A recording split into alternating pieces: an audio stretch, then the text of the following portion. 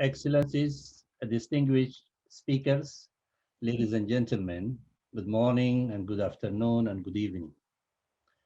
My name is Tajuddin Ibrahim Hamad. I'm the Vice President of UPF International, also the Director of the Office of UN and the Middle East Affairs.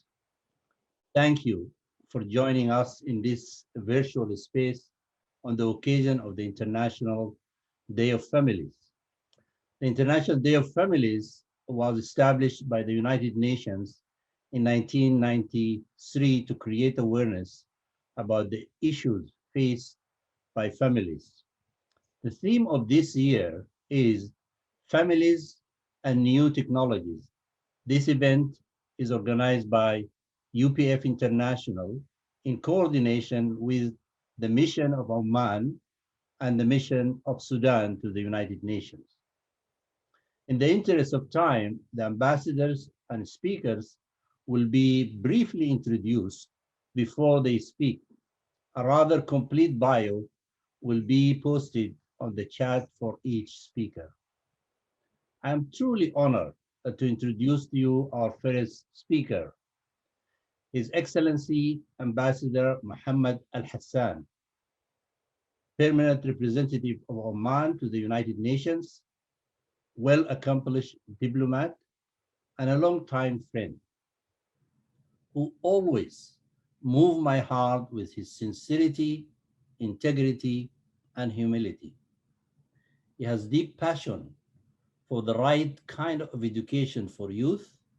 Also, he is an active supporter of the importance of the natural family in creating a peaceful world. Without further ado, I would like to give the floor to His Excellency Ambassador Al Hassan. Assalamu alaikum, peace be upon you all. Mr. Taj Hamad, thank you very much for the introduction, kind words, and the invitations. Dear colleagues, ladies and gentlemen, it is a great pleasure to participate in this year's event, called in observance of the International Day of Families. Allow me at the outset to start by thanking those who have selected this year's theme, Families and New Technologies. It is important, and I believe it is also very timely. The importance of this year's theme comes from the increasing role assumed by new technologies, which affect every aspect of our daily lives. Unfortunately, many still hold the classic and traditional view when it comes to technology. And that view touches on the software and hardware aspect of our lives. Little attention is given to the impact of new technologies on the social and moral aspects of our lives, most notably the realm of families and value system. The impact of new technologies on our thinking, social norms, values, and the family as a network is so huge to the extent that much of the generational systems, networks, and traditions are threatened by these new technologies, their impact, and the way they are being used. In my humble opinion, if we stand idle and do nothing to prevent the daily and systematic onslaught on family and family values, we could easily witness before our own eyes the beginning of the decline of family as the basis of society. The challenges are great, and therefore we need to override our differences and learn how to work together to preserve our values that succeeding generations are now being prevented and in fact deprived from knowing, observing, and respecting. We all know that in order to destroy a nation or a society, you just need to turn to the family. This is exactly what is happening today by many new technologies, which have gone beyond the definition, quote unquote, the knowledge, skills, methods, and techniques required to produce tools and equipment for people's needs. They have gone beyond needs. Many of the new technologies have effects on children, mental skills, and family networks. New technologies, and I have to emphasize this, new technologies are not all evil in themselves. In fact, the opposite if used properly. It is the uncontrollable use and misuse of new technologies which we are addressing today. Unsupervised use and misuse of new technologies can be harmful. I believe in technologies wholeheartedly, and I'm a big fan and a user of technologies and new technologies. New technologies can save lives and bring quality to life and ease to billions of people around the world. I am referring to the unsupervised and the loose application of new technologies. I believe it is high time to discuss the negative impacts and effects caused by the misuse of new technologies. Let us not ignore the negative effects of new technologies, among which I'm just going to mention quite thoroughly and generally. Sexual content, increased violence, increased aggression, minimize social interactions, health problems, addiction to technologies, and the most profound of which, blurred boundaries between members of the same families. According to a 2010 study by the Kaiser Family Foundation, children between the ages of 8 and 10 spend more than 7 hours a day using technologies. That is huge. In fact, for teenagers, they spend more than 11 hours a day using technology. Can you imagine 11 hours a day? That's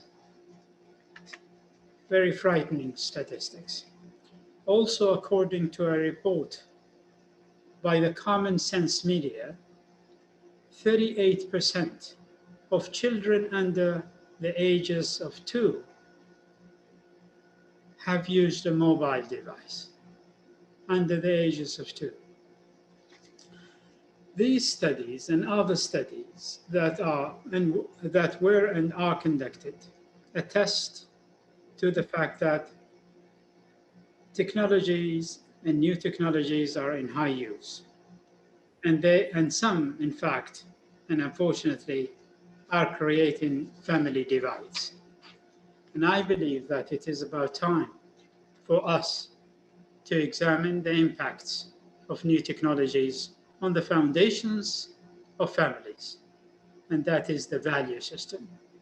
What needs to be done to prevent the negative impact of new technologies on families are many. And if you allow me, I'm going to list some. 1, no one can stop the introduction of new technologies. We must embrace and advocate new technologies, because doing otherwise will make us look ridiculous and out of touch. Number 2, most technologies are needed and they make our life easier and better. We therefore need to highlight and teach societies and individuals on how to properly use new technologies. Number 3, we need not to close the door on new technologies. but to study their effects and to introduce new guidelines on how to maximize their benefits and reduce their negatives. 4, family and value system are so precious, and they deserve our fullest attention and safeguard. This is done through advocacy of family and family values as the cornerstone of our societies. 6, those who believe in family and family values and values in general need to work much closer in a very collaborative way and use new technologies towards that end. Number 7, sitting idle and doing nothing makes us all lose this battle. So do not sit there. Get up, be active, and join others in your area and neighborhood. Spread the good words. My last point and my last suggestion, there are things in life that are worth fighting for the common good. Family and value systems are worth your attention and fighting for, because you're fighting for humanity. Thank you very much. Thank you very much, Mr. Ambassador. Whenever you speak, I learn a lot, and I always wish if you could continue to speak. But for another time, maybe we'll have you to speak more. But now we are very grateful for what you have shared with us. Thank you very much. Our next speaker is His Excellency Mohamed Elbahi, chargé d'affaires of the mission of Sudan to the United Nations. Warm-hearted and experienced diplomat. Actually, he's been twice serving his family in this capacity at the United Nations and in Washington, well-versed in the issues of family, and a gentle, effective negotiator. He's what I call servant leader. Your Excellency, you have the floor. Thank you so much, my friend, Dr. Tajuddin Hamad, and thank you for giving me this the floor to talk about this, to participate in this very important webinar. Well, Excellencies, ladies and gentlemen, I'm extremely honored to participate in this August occasion, observing the International Day of Families for the year 2021 under the theme Families and New Technologies, the Challenging Impact of Social Media. It is my honor, it is also my honor to thank my friend again, Dr. Tajuddin Hamad, for inviting me to be part of this blessed gathering. My thanks and appreciations are extended as well to the Universal Peace Federation for timely organizing this crucial webinar. Before getting into the details, allow me to express a fact that I'm a big fan of the family, and I'm still convinced that a number of humble knowledge that I'm still having now are purely a product of my small family, my blessed parents, and my older sister, to whom all I'm really and enormously indebted. Being Excellencies, there is not a single doubt that the family is a fundamental unit in society that greatly and directly contributes to its well-being. Not only that, but the family's contributions to all spheres of life, including social, economic, and political aspects, are clearly seen and felt. Simply speaking, Good men and women are born and raised in good families. How many times each of us finds himself or herself thanking a family that he never knew before, just because a good behavior of a person he accidentally met. In our daily life, we meet with classmates in educational institutions, colleagues in offices, friends in gyms, and people in all walks of life. And we find ourselves thanking their families who know very well how to raise them in an atmosphere of optimism, love, and positivism. If we wish to live a good life, and of course we do, we have to count on families to realize that. Being extremely sympathetic with them, people who are not lucky enough to enjoy being in families have missed a lot. The United Nations has set out a number of ambitious goals. The more important of the recent ones are the Sustainable Development Goals. Governments have built up detailed plans for implementing these glorious goals. In this regard, the family, being the means and the end of these goals, has a focal role to play in order to attain them. Ladies and gentlemen, acknowledging the role of family as an important, fundamental, and natural unit of society has to be followed by providing continuous protection from all government levels, civil society organizations, United Nations, and from society itself. Not only because this is enshrined in binding international instruments, but more importantly, it's a must. We truly need the family for the well-being of our societies and for the prosperity of our nations. However, the required family protection does still remain a distant dream, let alone some persistent and growing calls here and there targeting the family and underestimating its roles. The protection we mean here is not that occasional protection, like the calls to mitigate the impact of COVID-19 pandemic on families, though it is important. What we need here is relentless efforts to persistently support the families by direct and indirect means.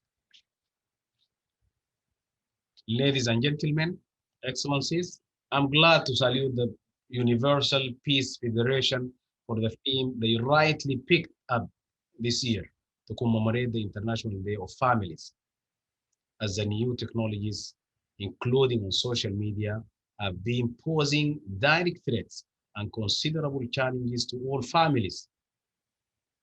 I put in mind the statistics we duly heard from His Excellency Ambassador Hassan, which is dreadful and alarming at the same time. As a father who is keen to provide support to his small family, I'm really looking forward to receiving useful recommendations to address these challenges at home. Again, I thank organizers. I reaffirm my support for this commemoration. And one more time, I declare that I stand for the family. And I thank you.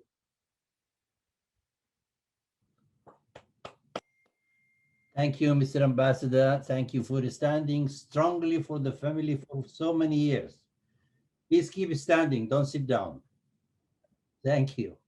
Uh, Now I would like to turn our attention to Mrs. Lynn Walsh, who will moderate the next part of the program.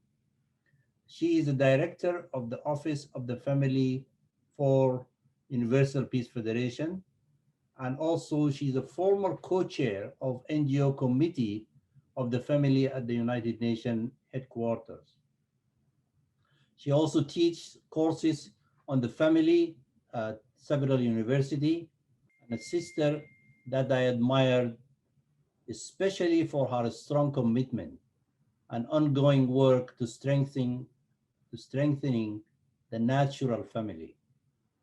She is the one actually who conceived, planned, and organized this event behind the scene. Please welcome with me Mrs. Lynn Walsh. Thank you, Taj. You weren't supposed to say all that. I have to scold you. Thank you. Excellencies, thank you so much for really thoughtful statements about the situation of why we need strong family values and that your countries really represent that. We are here to hear the next speakers who have their aspect, have their ways, their talents, have tried to dive in to address and deal with solving some of the problems. I am not going to say much about each speaker, but our next speaker is Andrew Love. His bio is on the chat. And just to say, he's a very dynamic young man that took a real hard look at how the sexualized culture is affecting young people and young families. And so he developed programs to help them. So Andrew, we are delighted to have you, and you have the floor. Thank you for the floor, and for the walls, and for everything. I appreciate it. Thank you, everybody, for coming. Yes, I work for a nonprofit that I was one of the founding members of, and it was under another name before. We've turned into High Noon, and basically we've gone around the world trying to talk about what is happening in terms of the internet, in terms of pornography, in terms of how this is impacting ourselves and our families and society in general. But we did such a good job at talking about the problems that people started asking us, well, what do we do now with this information? And then we were kind of put into a situation where we had to come up with resolutions. So for the past, that was 5 years ago we started this. And then for the past about 3 years, we've been working on solutions. And I just want to give you the cliff notes because I only have 15 minutes, but really the solution has been and always will be connection. It's intimacy. We're all looking for intimacy, and intimacy is heart-to-heart connection. And we can't outsource that to technology. It's something that technology will never be able to provide for us. And it's, I might look younger, but I'm probably double the age that you think I am. And I have 3 little boys myself. And it's of the utmost importance that we find and curate technology, but never substitute the person, the humanity. And the moment we start to remove humanity from relationships, we're going to get into a lot of trouble. And we're seeing that happening in real time. So before I get into this, I just want to say that I normally speak for hours and days on end, and I have about now 14 minutes. So I might speak very quickly because I have a lot to share and I don't have a lot of time. But if you have any information or any questions at all, please visit highnoon.org. That is our website. Or you can reach out to me. You can find out my information. I'm happy to speak ad nauseum about this. But we've created a network, a worldwide network of brotherhoods and sisterhoods where people take care of each other through small groups online. They meet up once a week in order to learn about themselves. I'm going to get into this because my intro is way too long already. I hope you can all see this. It's my fancy name and my fancy organization and our fancy logo. Here we go. So typically, to be honest, you know, we created our children through sex. So it would make a lot of sense that when our children have questions about sex, they go to the source, the literal source of their life through sex, which is their parents. But to be honest, this is difficult for a lot of people. And we know this. If you have kids, you know that it can be a bit of a difficult situation or awkward.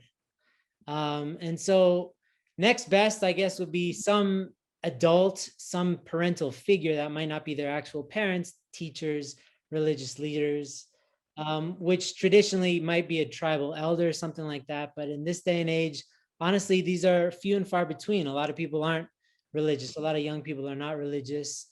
And their teachers, they don't have that, I don't know, foundation to really speak like this. So maybe they might talk to their friends. But to be honest, that usually creates more questions than answers, because their friends usually just start coming up with stuff out of nothing. So they don't really have answers that can satiate the questions deep within their soul. So where do they go? They go to the internet. This is where most people are getting most of their information about sexuality. So I'm going to be talking predominantly about sexuality here. And this, again, is a fundamental flaw, because the internet it's technology. And so from the very outset, you're not including the humanity, you're not including the heart, the care, the essence of what sexuality is really about in this experience of sex. So from an early age, they're learning just about the mechanics of sexuality, not the essence of it, not the purpose of it. And because of this, honestly, everybody I believe on this call is very well aware that there's a lot of porn. The extent of how much porn is out there and what it's doing, some people might not know the particulars, but we know it's out there. But to be honest, I've been to about 30 countries at this point. My wife is from Mongolia. We've been to Mongolia. In the countryside, in the steppes of Mongolia, I thought, well, at least these people don't struggle with porn. And I was blown away that pretty much everybody there was struggling in some capacity with pornography. So we know that it's an issue, but we don't want to talk about it. And I have the honor, I guess, of bringing up this interesting conversation with strangers all the time. And it's part of the reason that people don't talk about it is because they have some sort of relationship with pornography themselves, either in the past or the present. And so they don't feel like they have the foundation to talk to their kids about it, because they're kind of guilty by association in many respects. And so this guilt is very pervasive, I've got to say, and it's not very productive. And because of that, because parents are not really going out of their way to talk about these difficult issues with their kids, the kids are going on the internet and they're discovering all sorts of stuff that is not helpful to them. And it's happening at younger and younger ages. As was mentioned before, children are receiving technology as early as 1 or 2 or 3 or 4.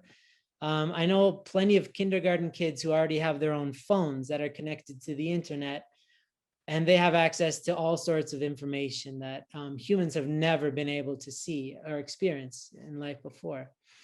And so they're learning from stuff that they don't understand and they can't even process. Their mind does not understand whatsoever, because it's well beyond their age and where their brain, their maturity level is at.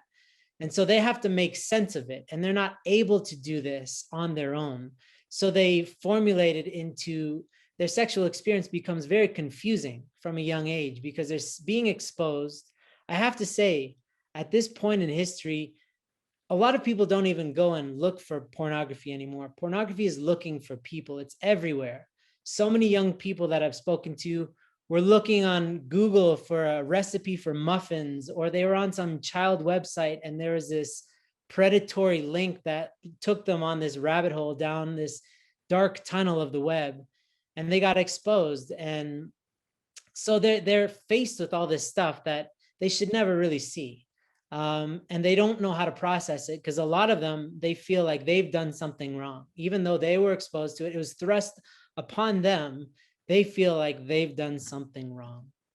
And so in many cases, it's like Lord of the Flies, but in terms of sexuality, because they're not talking to their parents in many cases. They're talking to each other maybe, but all their information is coming from this place that doesn't quite make sense to them. And they're trying to make it make sense. But it's not really helping, I don't believe. And a lot of them are stuck in this cycle where they feel ashamed for whatever reason, and porn becomes their source of comfort. But the more that they do watch porn, the more that they feel shame. And they create this cycle where they go deeper and deeper inside this sense of isolation. And so again, sexuality, though it's meant to only be positive, right? It's meant to connect us with somebody else, to create life, to substantiate love, in fact, gets infused with fear, doubt, shame, hatred, anger. A lot of the pornography out there is getting increasingly more violent and hateful because it's part of this process. There's a lot written about what happens to your dopamine receptors, but essentially it acts in essence like a drug where You need something a little bit newer and stranger in order to feel like you did in the beginning. So you start seeking out darker and darker stuff in some cases. And again, they're doing this all on their own. So imagine what that's doing to their sense of self and their sense of, I don't want to watch this, but I do, right? It adds a lot of conflict. This is a quote. We have thousands of quotes from surveys that we've taken from around the world at this point. This is from a young man. It says, it started, meaning watching pornography, when I was about 6 years old. My friends showed it to me. I started watching by myself at the age of about 9 or 10 when I got my first smartphone. But it was always just in the background and it wasn't often. It didn't feel like an addiction, but at the age of 13, my friends told me about this thing called masturbation. So when you tie masturbation to pornography, it becomes a super stimulus in a sense. So I tried it. In the beginning, it wasn't that often, but it got more and more often with time. After a few months, I realized that I was getting addicted. I tried to stop, but it was impossible. It has continued to this day. There were many failed attempts to quit. I got really depressed. I can't stop. We hear this a lot because they're trying to do this by themselves. Another quote, I learned about pornography when I was around 10 years old. I had basically refused until I was 12. As soon as something dirty showed up on my computer, I would just close it. But one day I just surrendered to it. So this is another part of it, is when young people are left to their own devices to deal with algorithms and technologies that can defeat chess masters. These algorithms are super genius, and these websites, these porn websites, are using these same algorithms to kind of titillate you, to lure you into the next video. And they're trying to combat this by themselves. Again, it's a losing battle for most, because sex is not a solo sport. And so what ends up happening is you end up having these people who have their ideals are over there, but the more they act in opposition to their ideals, they're doing something that they're ashamed of, they start to feel more pain, increasing amounts of pain. And what ends up happening, we've seen time and again, is that their ideals start to bring pain to them. When they think about the person that they want to be and they feel so far away, it's painful to them. And they have a choice to either just give up on their ideals and just kind of acquiesce to this habit they have, or they have to give up their habit, but they don't really know how to do it, especially on their own. And I have to say that pornography in many ways has become a religion, the most widely used form of religion for most people. Reasons being, so much time devoted to it, so much devotion. You talk about devotionals. Well, people devote so much of their energy, emotions, time towards this thing that doesn't give them long-term return on investment. It's a source of comfort when they feel lonely, when they feel isolated, when they don't know how to handle life. And this isn't just kids, it's adults too. We've seen this, and it goes all the way up into their 80s. We deal with people in their 80s as well. It's just, when you don't know how to handle life, it's an easy and predictable form of escape.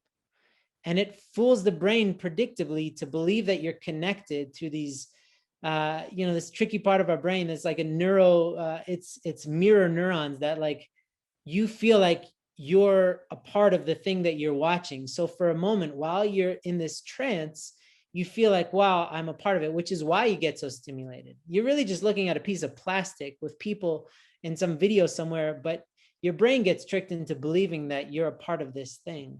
It's a perfect escape. It really is.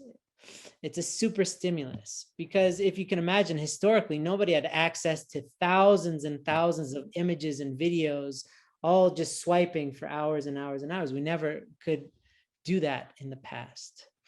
It's very convenient because people typically you probably all have a phone within arm's reach of you right now. And it's guaranteed results. So when people, are going through some spiritual journey, it's a long journey, as you might know. But also, if you're trying to understand your psyche, you're trying to understand trauma from the past, it takes time and effort. And it's clunky sometimes, but you can always pull out your phone and get guaranteed results. So these are statistics that are already a few years old, but this is from one website. It releases its data. It's the biggest porn website in the world. It's from my native country of Canada. And so in the year 2016, they had 4.5 billion people watching porn. That's visits, site visits. On just one website, humanity spent twice as much time viewing porn in a year as it spent existing on planet Earth. I'm trying to give you some context for how ubiquitous, how prevalent porn is. This one website had over 90 billion video views and 44,000 visitors every minute of every day. It all adds up to over 500,000 years worth of porn consumed in the span of 12 months. So you can see it's just like consuming people's time and energy, right? Human beings have spent 1 million years watching porn. So again, these are a few years old. This is pre-pandemic when things spiked. And that website in particular was offering incentives for people in Italy, for people in different countries that were really struggling with the pandemic to lure them in because they knew that they had a lot of extra time and a lot of anxiety that they didn't know what to do with.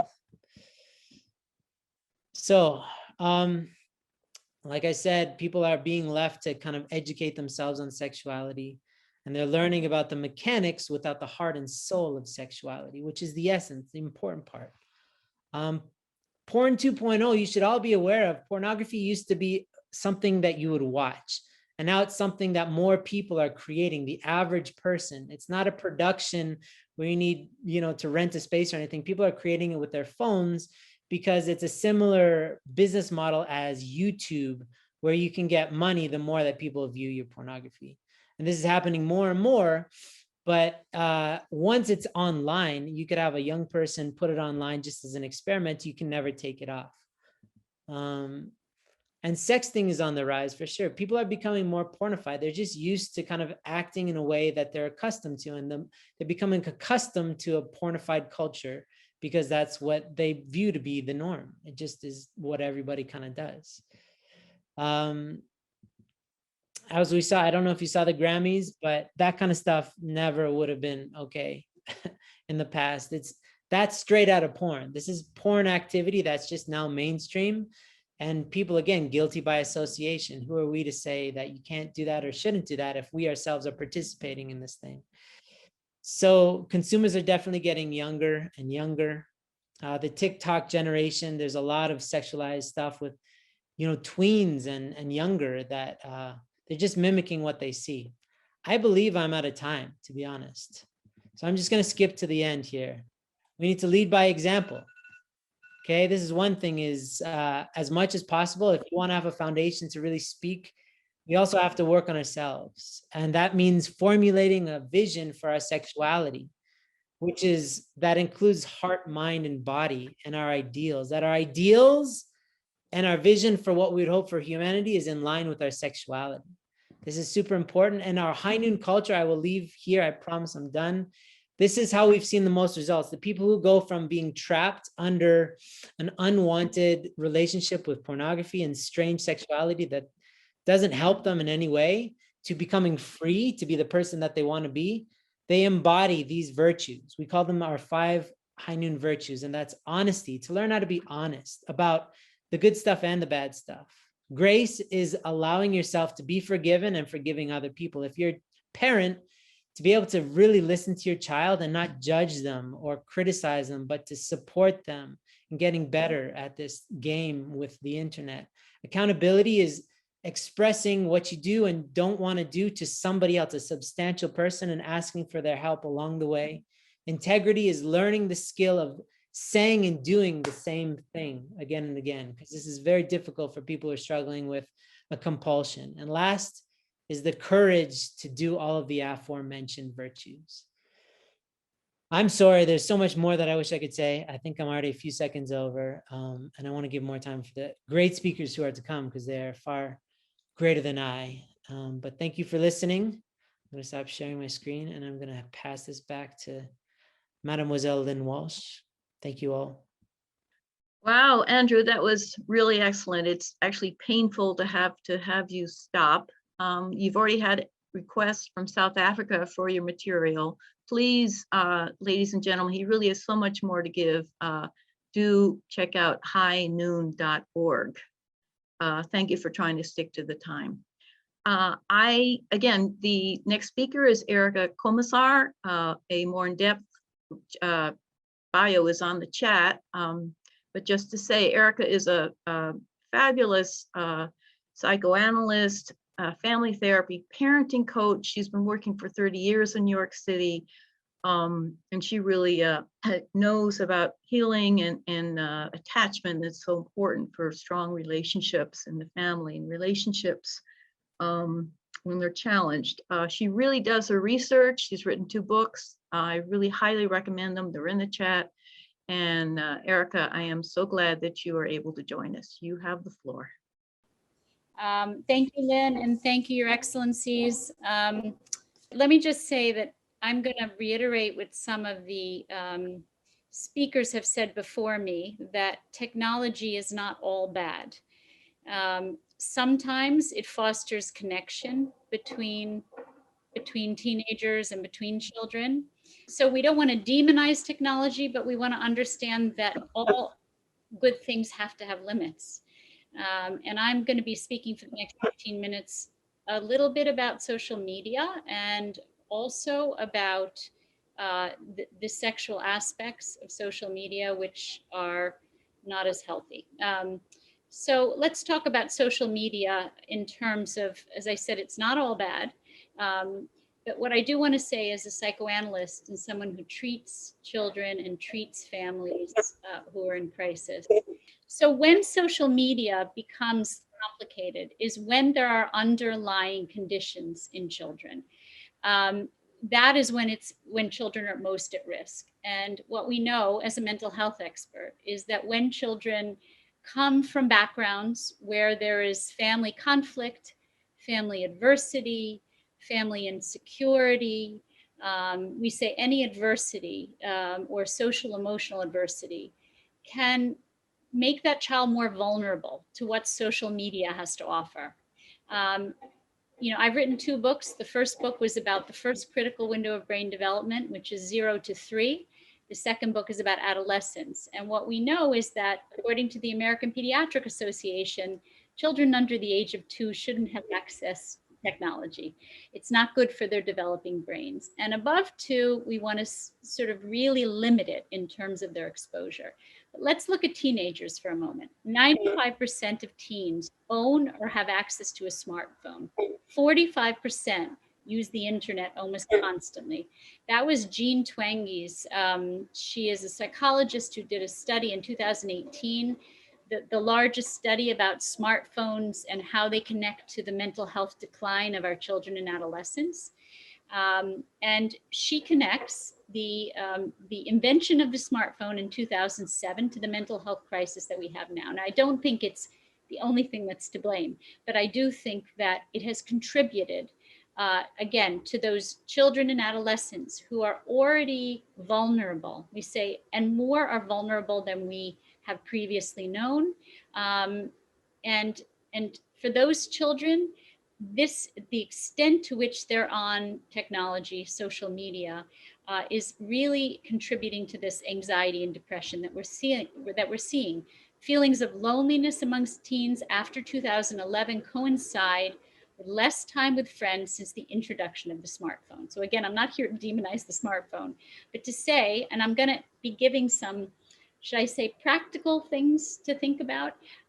We have to think as parents and as a society, whether we want to be giving smartphones to children as young as we are giving the smartphones to them. Because it's not a flip phone. It is not a phone where you can call your mother or father when you're on the bus or coming home from school or in an emergency. It is access to the internet in a way that is free access. Okay, just something to think about.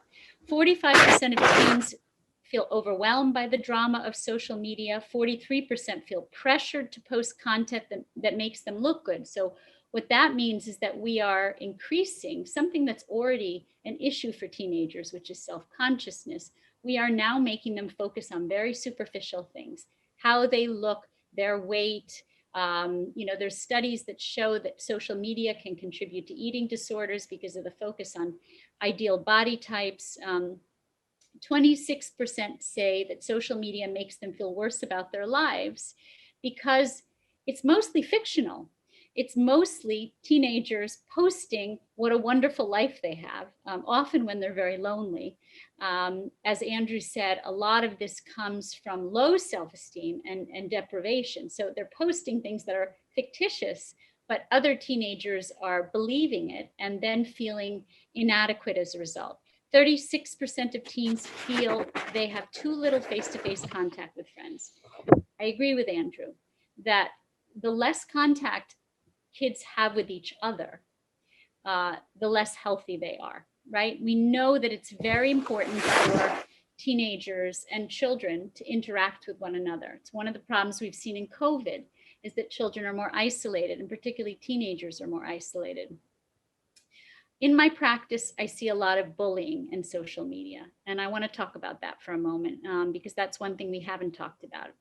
That old-fashioned bullying, schoolyard bullying was pretty bad, but it wasn't nearly as toxic as what is happening now. Social media gives adolescents and children a platform where they can let loose their destructive impulses and hostility without being held accountable. Where there are few consequences, as Andrew Love said, like Lord of the Flies, where there are no adults and children whose aggression is unregulated. 59% of US teens report they have personally experienced online harassment, including cyberbullying. In my practice, I see cyberbullying contributing to things like low self-esteem, depression, anxiety, suicide. So we know that bullying has existed since the beginning of time, but because social media can lead to things like the destruction and the ruining of reputations of children and putting content on social media that is there sometimes forever on the internet. We know that that can really a force in children's life and a force not for good. So I want to talk about social media and sexual content for a moment. I think Andrew did such a beautiful job. I'm not sure, I'll just add a little bit. Teens' exposure to sexual content and pornography online can lead to some mental health issues. These are some of the mental health issues. Some Andrew mentioned, some he didn't mention, including unrealistic sexual beliefs and values. Kids go online and they think that's what sex is supposed to be. And guess what? When they get to real relationships and it's not like that, they're very, very disappointed and often leads to real feelings of depression. It can lead to preoccupation with sex. We know it can lead to addiction. It can lead to sexually aggressive behaviors, particularly in boys. Now, this is all backed up with research. It can lead to sexually permissive or risk-taking behaviors. It encourages promiscuity and risk-taking behavior. Teenagers are already primed for risk-taking behavior because of their brains. I'm going to talk about it in a minute. So I'm going to tell you about brain development after I'm done with this slide. So hold that thought. Earlier interest in and engagement in real sexual contact. We know that kids are having sex, real sex, intercourse, oral sex. They are having sex at a much earlier age. They are being taught about anal sex. These are things that they are trying at a much earlier age. And yes, they are trying it, even if you think they aren't trying it. And a lot of the pornography and the social media, which is very sexualized, is leading to some of this early engagement. Increased risk-taking and promiscuity. We talked about self-esteem and body images. Again, boys and girls in the research both feel inadequate in their body types because of what they see, not just on social media, but with the pornography. But even without the pornography, just on social media. If we look at Instagram and TikTok and we look at, well, we don't talk about Facebook with kids because they don't do Facebook anymore, but Snapchat, these things are all ideals. Kids will put the ideals up and other kids are made to feel very inadequate. Behavioral issues, inappropriate social behaviors. Kids don't know how to interact with each other socially and sexually because of what they see on social media, because it's not real. Again, most of it's fictional. And as I said, depression, the disparity between the real and fantasy causes, that chasm between real and fantasy can cause, if it's too great, can cause depression, right? One thing I want to mention is there was always pornography, right? So, well, always pornography in modern times. We had Playboy, we had Penthouse, we had magazines. What's the difference between the old days of magazines, images, still images of beautiful people, naked, beautiful people? What's the difference? And the difference is that photographs have a very different impression on the brain than a moving visual image. It's the same thing that happened when movies were invented. You know, the difference between a still photo and going to a movie lit people's brains up, right? It's why the movie industry is what it is. The stimulation from a video and a moving visual image is much more impactful on a child than a still image. Let me talk about brain development for a moment. I talk a lot about brain development in my books. I talk a lot about neuroscience because unless we understand what's happening to a child or an adolescent's brain, we can't really understand that child. Adolescence starts earlier and ends later. It's between 9 and 25. It is the second critical window of brain development, or what we call right brain development, which is responsible for things like emotional regulation, resilience to stress. Those are all in the right brain. The environment plays a great part in the development of that part of a child's brain. So we say depression and anxiety are disorders of emotional regulation, when you cannot regulate your emotions. And what we are seeing is that the environment is basically shaping the architecture of the brain in different ways now, because the environment can be so, as my earlier speakers have said, violent, sexual, things that they're exposed to that are overstimulating too early for their brains to be able to handle, to cope with. Adolescent brains are more susceptible to things like addiction. That could be addiction to gaming. That could be addiction to pornography. It could be addiction to eating disorders or alcohol or drugs. But addiction is a susceptibility for teenagers because of the intense growth of a certain part of the brain.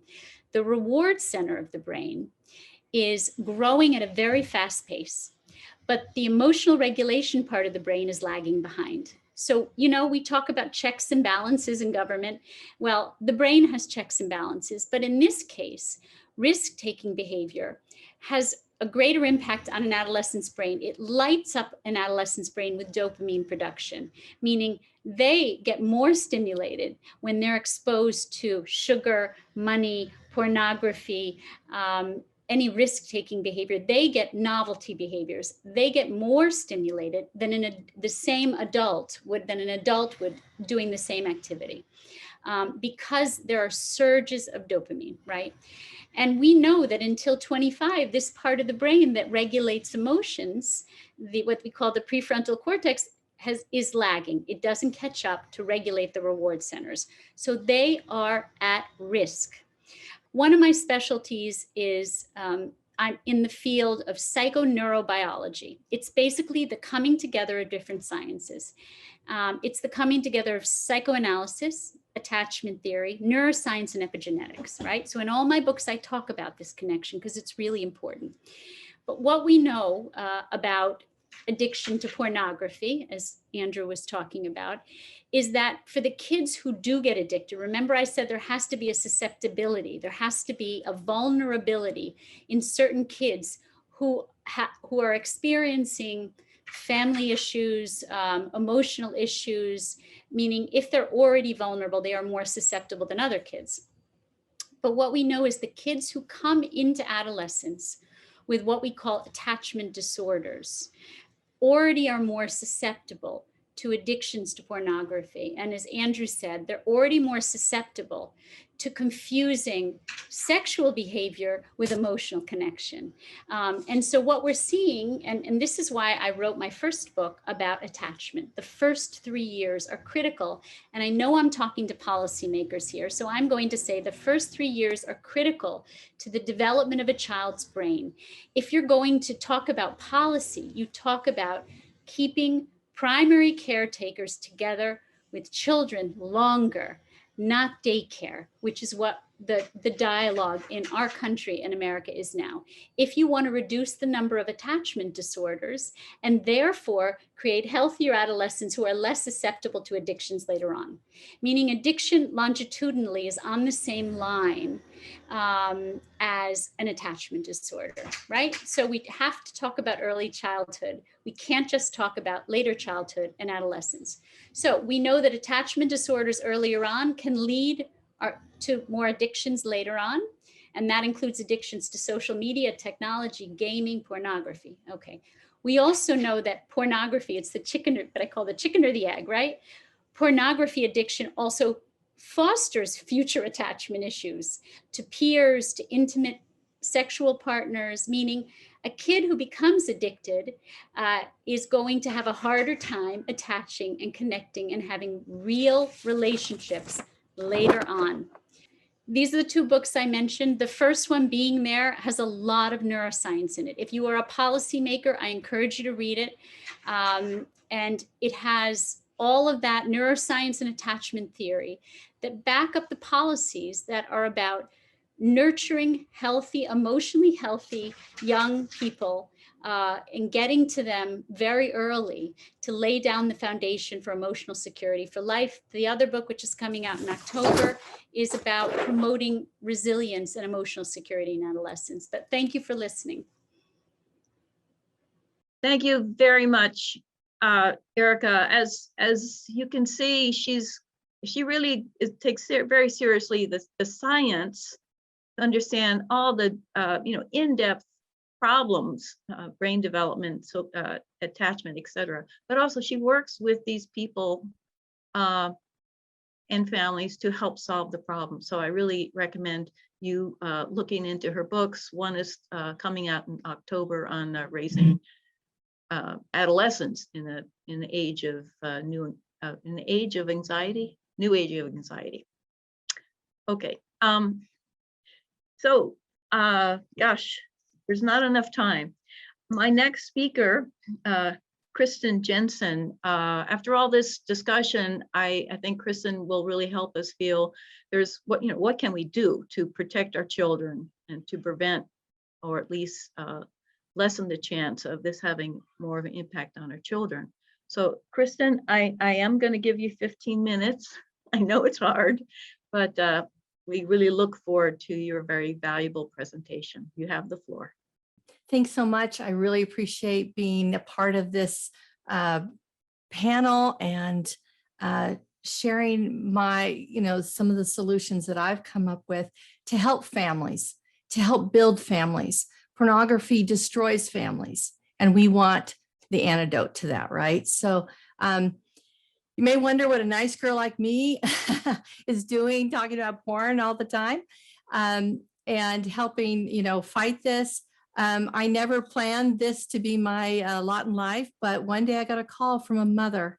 She had a large family. She was homeschooling them because she wanted to protect them from the world, from the evil in the world. And so she was doing everything she could, but she found out that her 17-year-old son, her oldest child, had been sexually molesting his younger brothers and sisters, and porn was involved. And it was a tragic, story. I woke up the next morning and I just had this thought that just kept coming to my mind, like, how do we warn the young children about pornography? And so I thought, well, there's got to be a couple of books out there. And I went looking and searching. I couldn't find anything. I knew there were lots of other kinds of safety books, and it was amazing to me that there wasn't. So I thought, oh, I'll just write it. But it took 3 years, and I wrote Good Pictures, Bad Pictures, Porn Proofing Today's Young Kids, for kids ages 7 to about 11. And then I was asked to write one for younger children, because we all know that every kid, every 3-year-old seems to be on an iPad. So this presentation that I'm going to give is called the 4 Pillars of Prevention. Now, prevention is a big word, right? But what we're really going to talk about is preventing the harms, right? Because most kids will be exposed to pornography, but how can we mitigate and prevent the harms from seeing it? So I'm going to share my screen. So this is going to be a very abbreviated review of my most requested presentation. For the last 10 years, I've been working to really protect children from the harms of pornography. And I've learned that parents and those who work with children need a more comprehensive model in order to build resilience in kids. And just so you know, I have a handout that I think Lynn can send out to everybody that is here. And since I'm going to go through really fast, you can go in depth in each one of these pillars. And I've got articles that are very helpful to flesh out this information and the resources and tools that I have. I'd like to also invite you to go to protectyoungminds.org and see what we have for not only families, but professionals and policymakers and good information. So we have a blog that keeps parents and others really current on digital threats and really great parenting advice. We get experts to write posts for us to answer questions. We've got a new curriculum, which I'll mention a little bit later. We've got free resources, free guides that you can download. And then we also have a thriving social media community. So we'd love to invite you to join us on social media. So this is the model. Now, we build it's in the shape of a home. We build structures to protect us from the elements, right? And from intruders. And in the digital world, pornography pelts down like rain. It can be as shocking as lightning, but as scorching as the blazing sun. But we can't avoid the weather, right? But we can build the homes to protect us from the weather and from other threats. Our kids need the protection of love and accurate information given at an early age and cognitive refusal skills to help them weather the digital dangers they're exposed to. We simply cannot leave them outside, vulnerable to unending threats and digital dangers. So we're going to start with this power of love, and then we're going to build on it these 4 pillars: sexual integrity, emotional resilience, tech accountability, brain and body safety, and cap it off with prevention science that helps us understand how to better parent and how to help kids get involved in how to help reduce the risky behaviors that kids get involved in. So the power of love is so important. Oops, I went a little far. And I won't talk a lot about it here, but everybody needs to feel loved and to feel a warm bond of caring. And nothing else that I'm going to say is going to matter as much if a child doesn't have someone, whether it's a parent, a grandparent, hopefully a family member, or a teacher, or a someone at church, whatever, to connect with them. So let's start with sexual integrity. What is sexual integrity? A lot has been spoken about this. Andrew did a great job. I was just nodding my head at both the speakers. It's so important that children learn from an early age about sex, and not just the mechanics, but the values, right? With the purpose. I commissioned a study a few years ago about why kids use porn, why they hire porn, because kids hire porn to do a job for them, to do many jobs for them, actually. And all the participants had one thing in common. None of them had parents who had meaningful and helpful discussions with them about sex. They were left to find it out from their friends and from the internet. So it's crucial to have layered, age-appropriate conversations about sex so the kids will get answers from, appropriate, trustworthy sources and not Google or their friends. So here's a few things that, and I won't talk about each one of these very much, but become the expert. As Andrew said, parents are really the best place to get that information, but they do need good information from a young age. And sexual integrity, what is that? That's the value. What do you believe sex is really for, and its healthy use? I always say you need to make sure your children know that if they hear a slang term, to come home and tell you it so you can look it up, so you can explain what it is, because those slang terms are often sexual and they often lead that child to porn. If they Google, right, or if they look something up on the internet, they may be, go down a rabbit hole of porn. We have an article on Protect Young Minds. Let's talk about sex, 8 books to read together, which we have curated and commented on. You can check that out. And then I have this chart about how porn lies about sex. Health, it's so important for us to teach children the difference between healthy sex and the sex that is portrayed in porn. Healthy sex, at least in my opinion, is loving. It builds emotional bonds. It's selfless. It values the whole individual. It's real, uplifting, and empowering. Porn sex is the exact opposite. It's often violent. I would say most porn is violent in some ways. It leads to isolation of the person who is using porn. It is self-centered. It dehumanizes people as objects to be used. It's artificial, it's degrading, it's addicting. So it's so important to persuade our children to choose a healthy future, healthy, sexual relationships and attitudes instead of one poisoned by pornography. And I will just say, I talk a lot about the internal filter. And it's so important that we build this internal filter against pornography.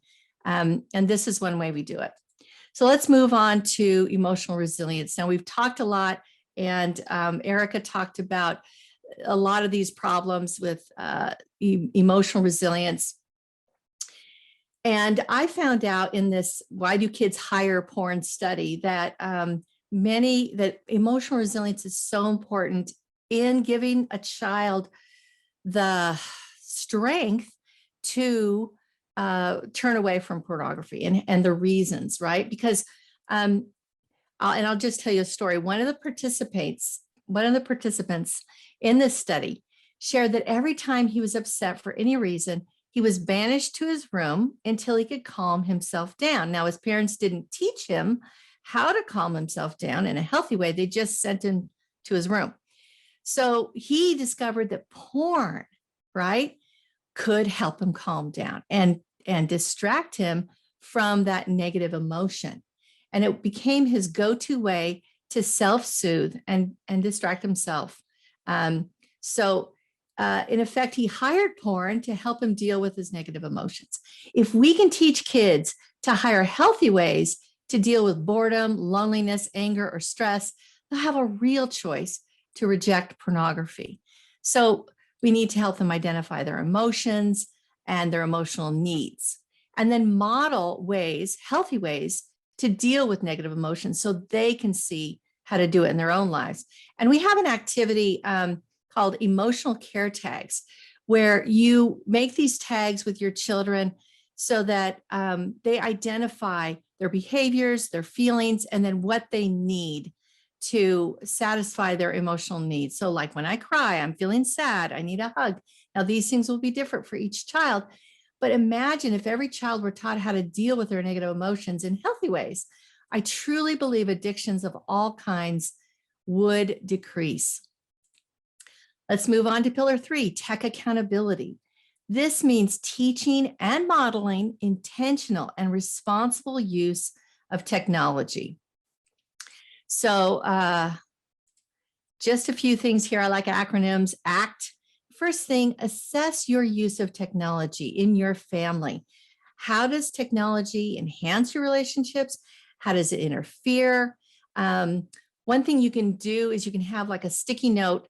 It's like a little a fun thing to do. And you give your kids sticky notes and you say, okay, write all the ways that technology helps our lives. And then you give them like 5 minutes to do that. Then you give them 5 minutes to do a list of all the ways technology can hurt us. And then you discuss all these things as a family and develop guidelines for how technology can be used in your family so that it helps your relationships and doesn't hurt them. Now, the next one is commit to controls. Now, I know that controls and filters are not the end all and the be all, but they do help young children be protected from pornography, and they do show that you're serious about protecting them. And then train on tech. We have a 4-stage plan for introducing tech to children. Kids need a way, to kind of level up, right, on technology so that you see that they're willing to obey the rules, obey the guidelines at a young age for this stage, and then they can move up to more freedom, more access to technology, and more responsibility. So we've got a great article called When Should Kids Have Cell Phones? Savvy Parents Reveal Best Strategies. I highly recommend you look at that. So finally, let's look at pillar number 4, which is brain and body safety. And really, this is the part where, that's included in my books, Good Pictures, Bad Pictures. And let's just look. Now, kids need to know 3 basic things. They need to know what pornography is, why it's harmful, and how to reject it. And they also need to understand how pornography and body safety are connected. So again, they need a definition that's age appropriate. So they'll recognize pornography and have the vocabulary to talk about it. We all think that kids will come running to us and tell us they've seen pornography. They don't even know how to describe what they just saw. They need a warning. So they'll have a reason to reject it. And then they need a plan so they're ready to respond and they're not caught off guard. Because I don't know about you, but when I'm caught off guard, I don't do very well. So this is an age-appropriate definition that's in my book. This is an advanced definition. Again, we just need to make sure they know what it is and why it's harmful. This is, again, my books are read aloud books that you can just open and read to kids so that they understand what pornography is, how it's harmful. And in Good Pictures, Bad Pictures, for the older kids, we talk a lot about brain science in there as well. Here's just a quick plan that we have in the junior one, Turn, Run, and Tell. In the book for older kids. And your time is really, okay. you can wind it up. Sure. You're doing great, but yep. Okay. Well, I will just say that in the end, we have to make sure that, and I'll just skip through the prevention science. This is really important. It came out of the DARE program, but so important for families to be consistent in not only having a warm bond, establishing rules, monitoring the behavior of kids, and also responding with recognition or consequences. So this is my new brain defense digital safety program. I hope you'll look into that. I'll just skip right through that. And I hope that you'll connect with me on Protect Young Minds and join us in helping to protect kids from pornography and from all kinds of digital dangers. Thank you very much. That was excellent. Thank you. It really is painful to cut any of you off. Thank you, Kristen, for your investment in developing very practical tools to help parents and help families. protect and inform families, but also children. You have got great resources. Please, audience, to follow up. And let me remind you that we will send a follow-up email and ask you, if you want any resources, because there's been many questions for much of what has been presented for books and PowerPoints, etc. We have a few minutes for questions. We're getting lots of them, many positive replies for sure. Okay, let's see. There's one, I'm thinking this is more for Andrew, but anyone said in terms of parents not taking responsibility to talk with their children. One thing they say is, but my kids get sex ed at school, so do I really have to talk to them? I'm happy to respond to that. I think the idea is that sex ed teaches the technical aspects of it.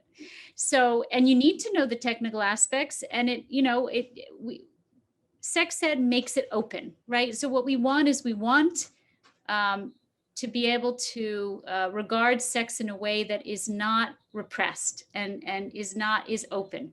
Because when we're open with our children about sexuality, we can teach them our values, right? School can teach them your values around sex. It can teach them the technical aspects of sex.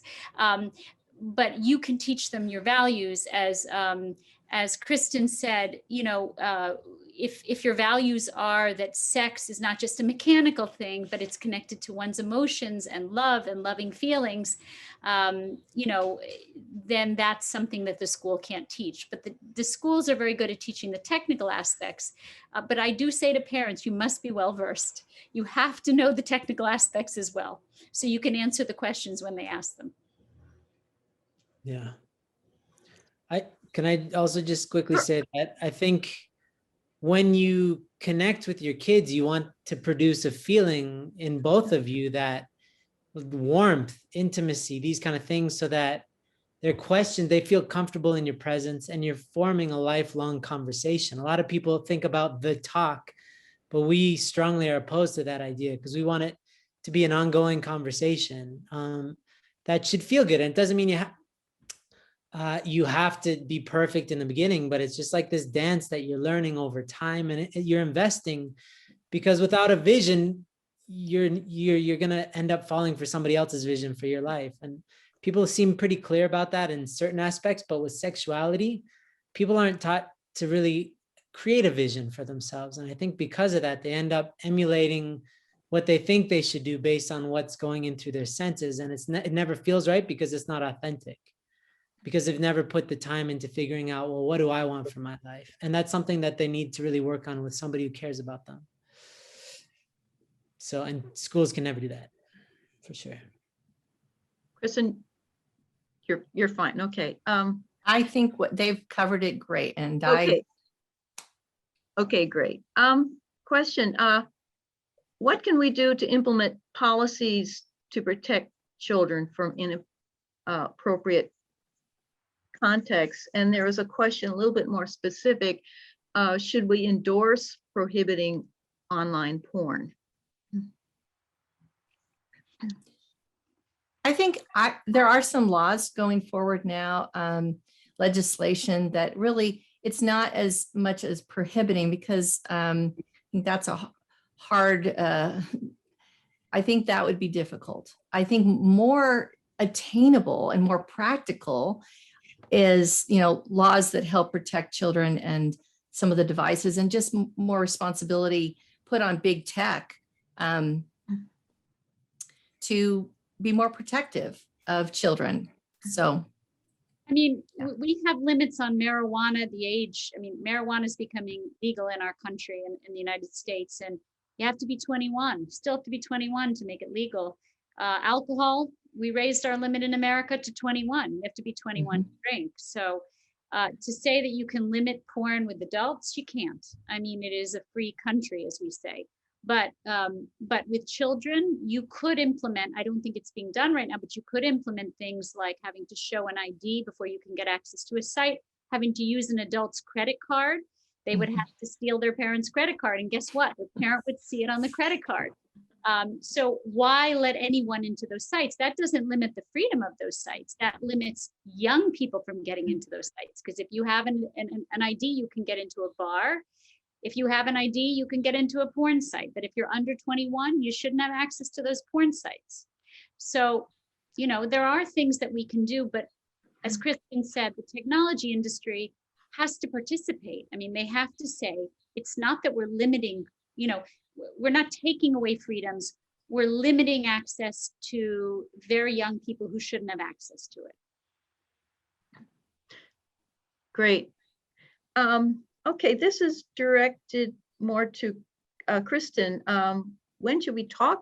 What age should we talk to our child about pornography? And isn't there a danger when you talk to it, they'll be more like, oh, I should check this out, but I'll be more interested in it. Yeah. Well, first of all, I would say the age that you should begin these conversations about pornography are the age that a child has any access to the internet, any access at all, because that's where the danger is. I mean, when a child starts running around, that's when you teach them, don't run out into the street, right? So we need to be teaching our children from an early age. And then the second question about curiosity. Yes, kids are curious. They're very curious. That's why we need to talk to them sooner rather than later, so that we're giving them good information and a warning and opening the door to talking about this topic. You know, I'll tell you one quick story. A little boy who was age 9, his mom read him good pictures, bad pictures, told him about it. Now you can read it much earlier, but he went to school 3 days later. You know, someone showed him porn on his cell phone. He went home, he told his mom, and he said, I was scared, but I knew what to do. So important that we take that burden off our children and open that conversation. And yes, they are curious, but that's actually an argument for getting in there, having the first voice, right? Making the first impression, and so that they can start to reject pornography from the get-go. Otherwise, we're going to be playing a game of catch up. Very good. There's a question about, in this day and age, there's so much stressing of freedom and individual rights. And I think our young people are especially attuned to this, their rights, and even there's talk about sexual rights of children. But how do you address that for parents? Anyway, I guess, how do you address that for parents at any age? That's for any one of you. That's pretty broad. So freedom, like what Erica was saying, this idea that prohibition never works, because people will always find clever ways to do what they want to do. And they tried it in Korea. I had a bunch of friends in Korea when it was like banned from the internet, and it was a joke. Like people could, it was supposed to be monitored by the citizens of Korea, and it was completely ignored. So it didn't work. But this idea of freedom, again, is helping people formulate a vision. Are you truly free if you have to have this thing in order to feel good, like porn? Then you're not free, you're a slave to porn. So helping people have the freedom of thought to formulate a vision for themselves, that's real freedom, because they can pick and choose what they want for their life. But if they don't, it's very easy to kind of go by certain definitions of freedom, which are not really free, in my opinion. But again, like, kids need to speaking to Kristen's point earlier, that like from a very young age, I just said to my kids, if you ever see anything like where naked people are on the screen, just come to me and we'll talk about it. That's also freedom, like the open door policy. For kids to have freedom, they need to know that there's somebody who cares about them, who's in their corner no matter what. Because I deal with a lot of young people that you know, they don't want to tell their parents because they feel like their parents are going to chop their heads off if, you know, for doing what they, but it's a basic fundamental need that everybody needs forgiveness.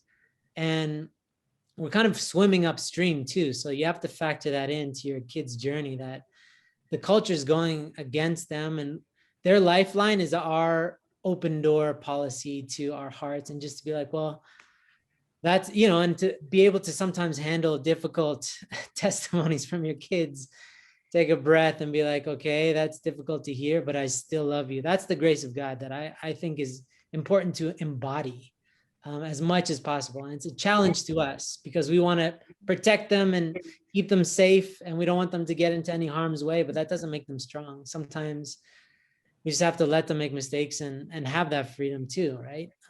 But protect them as much as we can.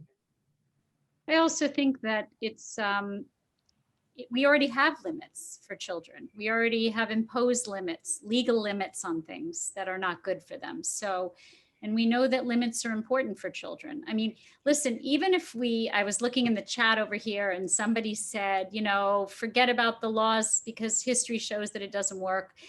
You know, the truth is kids are going to get access to this. So what I would say to parents is that you have to help, you have to be the metabolizer of this information for your children. You have to help them process what they see. You have to be around enough. So when they're open, they'll talk to you. You have to be open to talking about these things without shame, without censorship, without judgment. And then they'll come to you, and then you can help them to process. You can help them to metabolize what they're seeing, what they're hearing. That really is the only way. But is it useless to set limits and to have some limits on these websites? And I think you always have to, kids have always had limits. I mean, the idea that freedom includes under 21 to have access to anything and everything. I mean, we know that there have always been limits. So I don't see how that is different than it would be if we set these limits now. Yeah. And I would say, and I'm sure Erica could speak much better to this than I can, but, you know, children have developmental stages. And this idea that children can be sexualized and that should be able to have the freedom of consent at a young age, it's just not developmentally appropriate or realistic. And there's an agenda from that. And I think that children need to be protected and defended. And we've done this throughout history. Well, so, you know, there's also, I don't know if you all know, but the age of puberty has dropped considerably in girls and in boys. And so one of the theories, there's many theories about it in terms of environmental epigenetics and environmental factors that have contributed to that. Some has to do with nutrition, some has to do with toxins, but one of the psychological phenomenon that is contributing to it is too much exposure to sex at an early age. And so it's actually, if they're exposed to these things at such an early age, it actually, their bodies react. So we are somatic creatures. Our bodies are connected to our minds. When we're exposed to things too early and we're too early stimulated, then our bodies react to that. Yeah, and I've had stories of 5-year-old boys saying, I used to take the, you know, the catalog, the underwear catalog, and I'd rip out the pictures and I'd save them under my Thomas the Train set. 5 or 6-year-old boy. That is sexualizing. And they do feel things. You know, it's a myth that young kids can't be sexualized and feel certain feelings and have that arousal at a, you know, beginning stage. And so that, yeah. Thank you. We're a little bit over time. There's many more questions I'm sorry I couldn't get to. Taj, if it's okay, I'd like to give each speaker, you know, like 60 seconds to just say sort of one final thought. I really appreciate, I have to say my final thought is we have to have a conference giving you much more time and go into much more depth. So who's ready to speak their last minute? Should I pick on you, Andrew, since you were the first? I think we're all too polite to just jump at that. So, well, yeah, I think I honestly appreciate what porn is doing because it's forcing us to have this conversation. Sexuality has been a problem and misusing it. And I have family members that have been through a lot of stuff back in the day, but there's no voice for children back then who are being sexually abused and all that. And now it's forcing us to really take a look at what is sex, and how to navigate these hypersexualized times. And it's not easy, but I do think that it's forcing us to figure out whether we care enough to do something about it or not. Because we can't expect that we can't expect politicians necessarily to fix this for us. This is the beginning of this. The amazing ambassadors were talking about the fact that, yes, this is about the family. We got to really work on this. It's an inside job. And so I really recommend that it doesn't need to be hard to have these conversations with your kids. It can be enjoyable, actually. It's meant to be enjoyable. And any awkwardness is just negative association, that our own baggage. We can reformulate and recondition ourselves to find great enjoyment in helping our kids navigate through this interesting time of ours. Thank you. Period. Thank you. Great. Erica, you Yeah. want to chime in?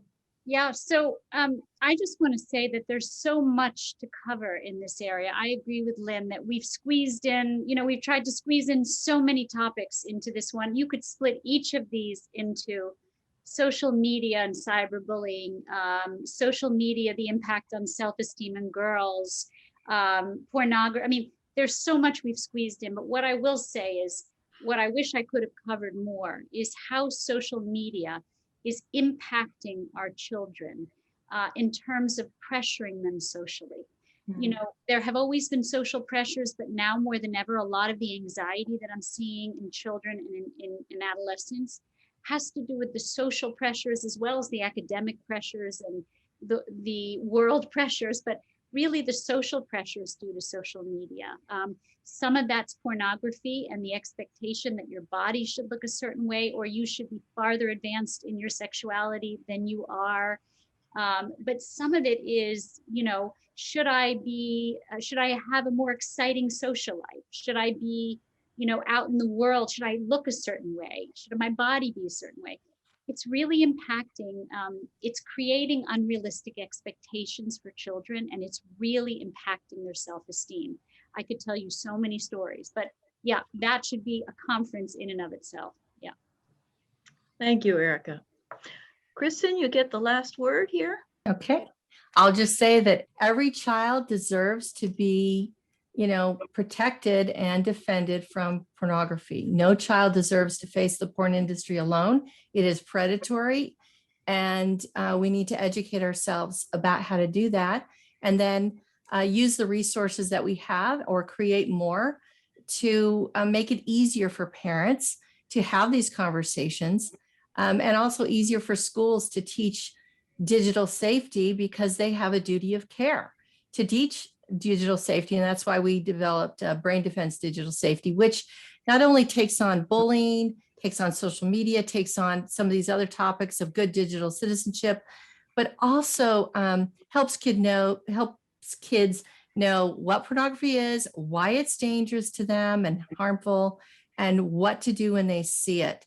And a lot of digital safety curriculums do not even touch pornography. And so we boldly do, because we know it's like the big elephant in the room, right? It's what children are seeing and being impacted by at a very young age. I would love for every child to be able to grow up and have a great sex life, when they're an adult.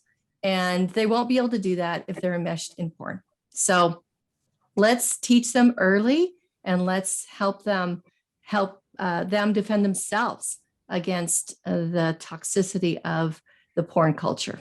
Thanks. And come see me on protectyoungminds.org.